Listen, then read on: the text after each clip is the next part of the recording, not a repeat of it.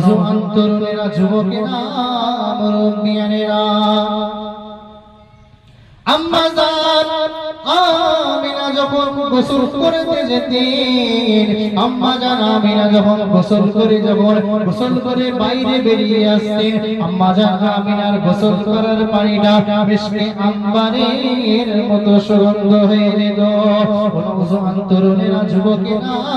মুরব্বিয়ানেরা, শুধু তাই নয়, ওই সময় আম্মা জান আমিনা বলেছিলেন, আমার দেখেছি, আমি আমিনা দেখেছি, যখন কোনো মহিলাদের সঙ্গে, যখন কোনো মহিলাদের পেটে সন্তান চলে আসে, সন্তান ধারণ করে নাই, ওদের পেটটা উঁচু হয়ে থাকে, ওদের পেটখানা ভারী হয়ে থাকে, কিন্তু আমি আমিনা একটা দিনের জন্য আমি যন্ত্রণা অনুভব করি না। জোরে বলে